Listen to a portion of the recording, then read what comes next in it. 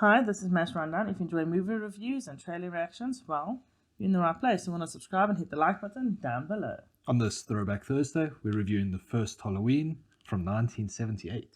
Long time ago. Yeah. It's older than we are. Yep.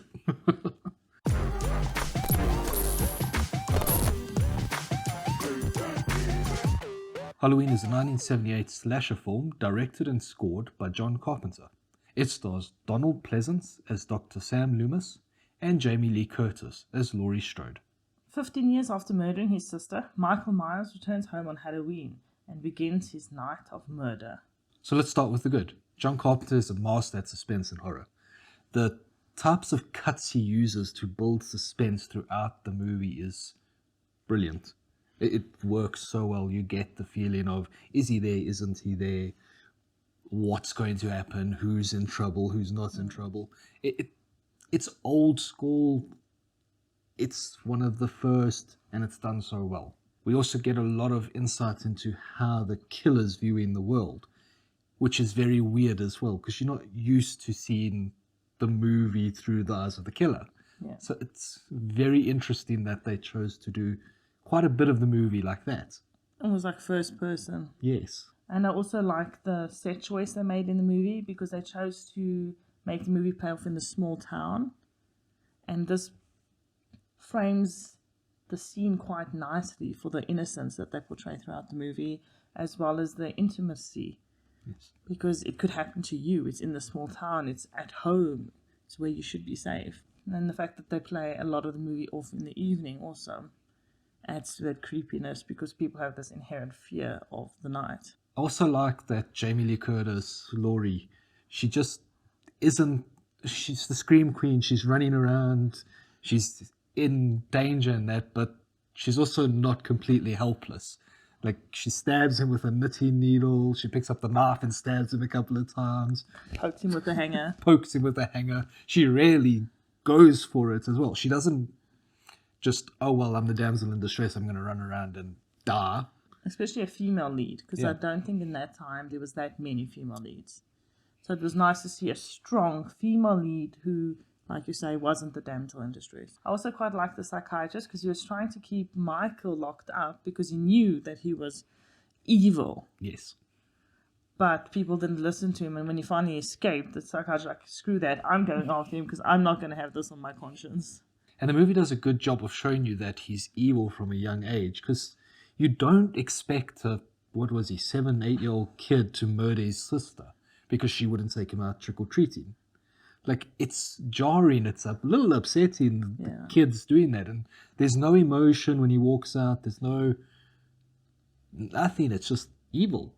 And that lack of emotion is carried on throughout the movie because he just walks, his arms don't move, his body doesn't move, he doesn't run. So it shows no emotions, no nothing other than just wanting to kill. And then, of course, there's a lot of iconicness in this movie. Like, that mask is very creepy. And it's so plain and simple, yet works so very well. I think it pulls back into that lack of emotion because it's like nothing. Plain-faced, yeah. And it makes you wonder, with all this lack of emotion, if he's even human, especially because he never wants to die. I mean, he gets shot how many times and he gets up again? Yeah. And then I suppose you have to mention the score. And John Carpenter created a masterpiece of a score here. Yeah. You hear the music, you know it's Halloween, you know Michael Myers is coming for you. It's so well done. And so creepy. And he plays it off quite well right from the beginning of the intro, where you just see the pumpkins and you get that Halloween kind of feel and you have that music playing in the background. Yes. Granted, it was a bit long, but it was still very cool and creepy and just sets the whole mood for the movie. Then I suppose that takes us to the bad, and maybe because we're kind of spoiled with movies nowadays, it's very slow. And it's this meticulous build-up of suspense, and sometimes it's just a little bit slow, and can something happen? It feels almost like we're just biding our time between kills at times. Like, not really advancing a story. We're just like, okay, let's wait for the next kill. Let's wait for the next kill. Okay, now we can continue the story because we've had 3 or 4 kills. I personally don't like the morality thing that they started playing off of. So I don't know if they were the first, but they definitely made it much more of a significant trope in horror movies where the good girls survive, and the ones who have sex and have boyfriends and stuff die. Yes. So this whole morality clause around woman and virginhood and pureness, which I dislike a lot.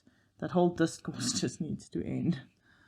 Because it feels like they were trying to scare girls into remaining pure. And then the acting was suspect throughout the movie. Like, I think Donald Pleasence was probably the best actor in that. And even he at times wasn't great for me. He was okay. But if the best actor is okay, it kind of, for the rest of them. It speaks volumes. Yeah. Overall, it's a classic movie. It's an interesting concept. John Carpenter actually got the concept of it when he was touring a psychiatric hospital.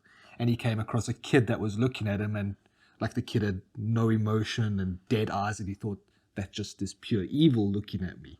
I think he did a good job, especially considering the lack of funds that they had. Yeah. So I think for what they had and everything, they did really well. So I'm going to give it a 7. And I'm going to give it a 7 as well. So that leaves it with a total of a 7. I think in terms of who will enjoy this, I think if you enjoy suspenseful slashers, and if you also want to just see the beginning of the slasher franchise. And I know there was a couple of earlier slashers, but I don't think they were as popular as this one. So I feel like Halloween definitely set off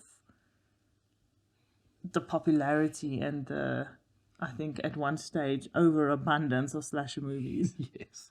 So let us know in the comments down below. What's your favorite Halloween movie? Don't forget to like and subscribe. Bye. Later.